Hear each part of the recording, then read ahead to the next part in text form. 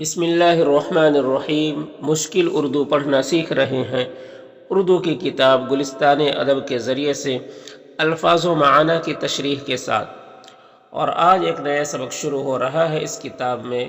اس کا عنوان ہے اختر الایمان۔ اختر الایمان یہ نام ہے، یہ جو شخص دیکھ رہے ہیں اسی شخص کا نام ہے اختر الایمان۔ تو یہ اس شخص کا یہ تعارف کرا رہے ہیں پہلے، اس کے بعد انہی کا ایک مضمون اس کے بعد نقل کیا گیا ہے اس کتاب میں۔ تو اختر الایمان، دیکھیے اختر الایمان 1915 تا 1996، یعنی 1915 میں ان کی پیدائش ہوئی ہے، 1996 میں وفات ہوئی ہے۔ تو دیکھیے اختر الایمان کا اصل نام محمد اختر الایمان تھا۔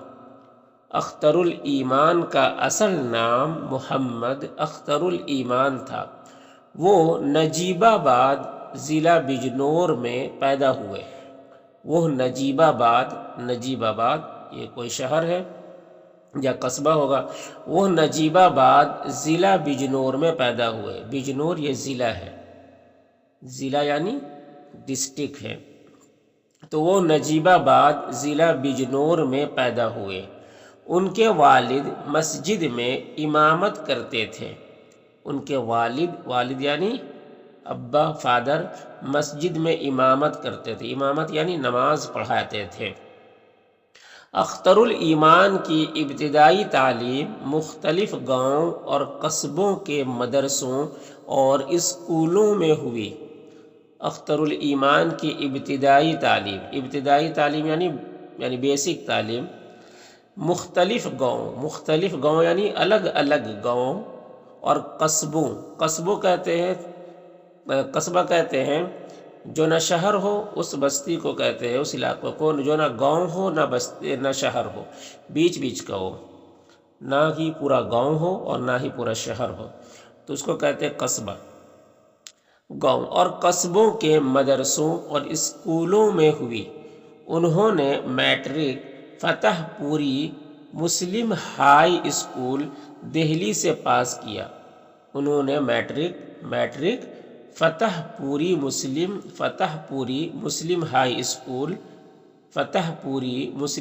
اسکول دہلی سے پاس کیا۔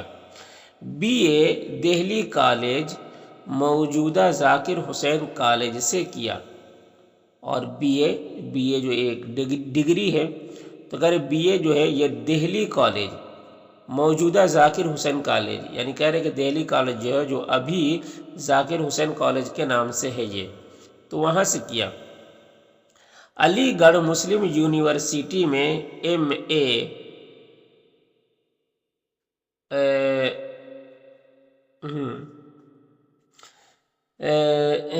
علی گڑھ مسلم یونیورسٹی میں ایم اے اردو میں داخلہ لیا مگر اسے مکمل نہ کر سکے۔ علی گڑھ مسلم یونیورسٹی میں ایم اے اردو میں داخلہ یعنی ایڈمیشن لیا۔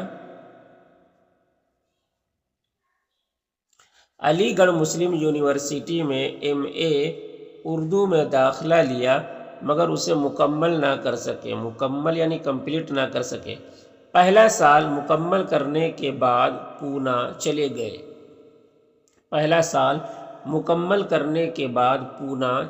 پونا ایک جگہ ہے، پونا چلے گئے، جہاں فلموں کے لیے لکھتے رہے۔ کچھ دنوں بعد ممبئی گئے اور پوری زندگی وہیں گزاری۔ ممبئی کے اپنے 50 سالہ قیام کے دوران انہوں نے بہت سی فلموں کے منظرنامے اور مکالمے لکھے۔ ممبئی کے اپنے 50 سالہ قیام کے دوران، یعنی ممبئی میں 50 سال رہے، قیام یعنی رہنا، قیام کے دوران یعنی بیچ، انہوں نے بہت سی فلموں کے منظرنامے یعنی یہ ڈرامہ یا جو ہوتا ہے ڈرامہ یا فلم وغیرہ کے جو سین وغیرہ ہوتا ہے، سین وغیرہ کی سیٹنگز اور کردار وغیرہ کردار وغیرہ کی جو سیٹنگز وغیرہ، کیسے کرداروں کو آنا ہے جانا ہے، تو اس پہ انہوں نے کام کیا، اس کو کہتے ہیں منظر نامے۔ اور مکالمے لکھے، مکالمے یعنی ایک دوسرے سے بات چیت کو کہتے ہیں مکالمہ، تو ایک کیریکٹر دوسرے کیریکٹر سے کے درمیان جو باتیں ہو رہی ہے وہ لکھتے، وہ مکالمے، اس کو مکالمے کہتے ہیں۔ تو ممبئی کے اپنے 50 سالہ قیام کے دوران انہوں نے بہت سی فلموں کے منظر نامے اور مکالمے لکھے۔ ان کی لکھی ہوئی بعض فلمیں بہت مقبول ہوئیں، مقبول ہوئی یعنی لوگوں نے بہت پسند کیا، مگر ایک بلند پایہ شاعر ہونے کے باوجود یعنی اتنے بڑے شاعر، بلند پایہ یعنی بہت بڑے شاعر ہونے کے باوجود انہوں نے فلموں کے لیے گانے کبھی نہیں لکھے۔ اختر الایمان کا شمار اردو کے بڑے نظم گو شعراء میں ہوتا ہے۔ اختر الایمان کا شمار یعنی گنتی، اردو کے بڑے نظم گو یعنی نظم کہنے والے شعراء میں ہوتا ہے، شاعر کی جمع شعراء۔ ان کے 10 شعری مجموعے شائع ہوئے، شعری مجموعے یعنی شعر و شاعری کی کتابیں شائع ہوئے۔ پہلا مجموعہ گرداب اور آخری زمستاں سرد مہری کا۔ پہلا مجموعہ مجموعہ یعنی کتاب گرداب، اور آخری جو ہے وہ زمستاں سرد مہری کا، یہ کہ ان کی آخری کتابیں ان کی وفات کے بعد شائع ہوا، یعنی موت کے بعد شائع ہوا۔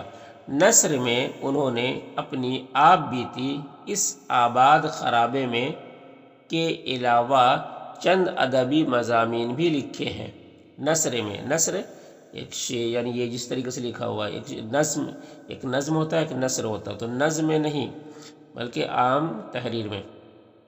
نثر میں انہوں نے اپنی آپ بیتی اس آباد خرابے میں، جو مضمون آئے گا وہ اس آباد خرابے میں کہہ رہے ہیں، تو یہ ان کی اپنی آپ بیتی ہے کہ کہہ رہے ان کے علاوہ چند ادبی مضامین بھی لکھے ہیں۔